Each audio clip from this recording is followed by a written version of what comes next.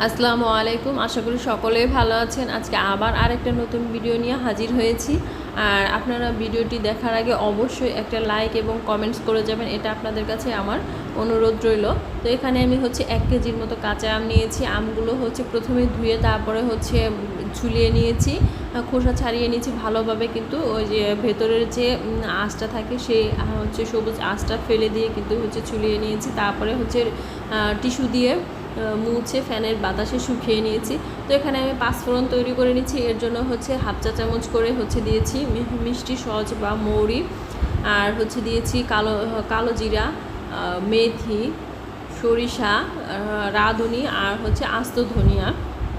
সবগুলো কিন্তু হাফ চা চামচ করে দিয়েছি 4-5টা শুকনো মরিচ। আর এটা আমি সম্পূর্ণটা কিন্তু আমের আচারে দিব না, অর্ধেকটা আমি দিব আর অর্ধেকটা অন্য কাজে ব্যবহার করব। তো এখানে একটা প্যানের মধ্যে আমি 3/4 কাপের মতো সরিষার তেল দিয়েছি, আর দিয়ে দিচ্ছি 1 চা চামচের মতো রসুন কুচি। আর রসুনটা কেউ চাইলে থেতলেও দিতে পারে, আবার চাইলে আস্তও দিতে পারে, যার যেরকম ইচ্ছে।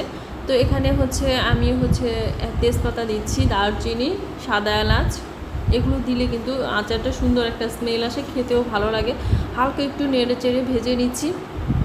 এখন দিয়ে দেব আমগুলো কিন্তু আসলে পেকে যায়নি। এটা যে আম কিনে এনে তারপরে রেখে দেওয়ার ফলে এরকম মনে হচ্ছে যে পেকে পেকে গিয়েছে, আসলে কিন্তু পেকে যায়নি।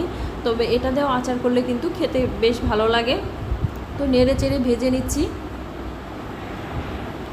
আর যেহেতু আচারটা আমি বাহিরে অনেক দিন রাখবো, এর জন্য ভালোভাবে একটু নেড়ে চেড়ে ভেজে নেব যাতে পানিটা শুকিয়ে যায়। তো এখানে দিয়ে দিচ্ছি হাফ চা চামচ করে হলুদ গুঁড়া, আর হাফ চা চামচ মরিচ গুঁড়া। আর মরিচ গুঁড়াটা যার যার টেস্টের উপরে নির্ভর করবে যে কে কতটুকু পরিমাণে ঝাল খেতে পছন্দ করে সেই অনুযায়ী দিয়ে নেবে। তো আবার আরেকটু নেড়ে চেড়ে ভেজে নিচ্ছি। লবণ দিয়ে দিচ্ছি পরিমাণ মতো।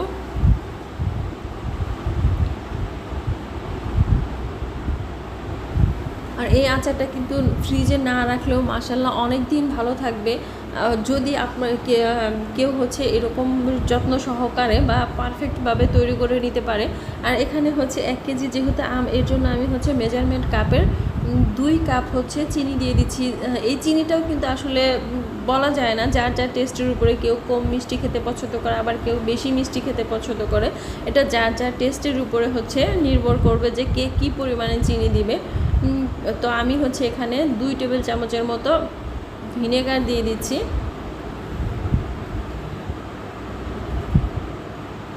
দিয়ে নেড়ে চেড়ে আবার জাল করে নিচ্ছি। আর এই পর্যায়ে কিন্তু চুলার আঁচটা একটু মাঝারি আঁচ থেকে একটু কমে রেখেছি, যেহেতু এর মধ্যে কিন্তু কোনো পানি দিব না। চিনি থেকে যে পানিটা চলে আসবে সেটার মধ্যে আমগুলো সিদ্ধ করে নেবে। মাশাআল্লাহ আমগুলো কিন্তু সিদ্ধ হয়ে গিয়েছে।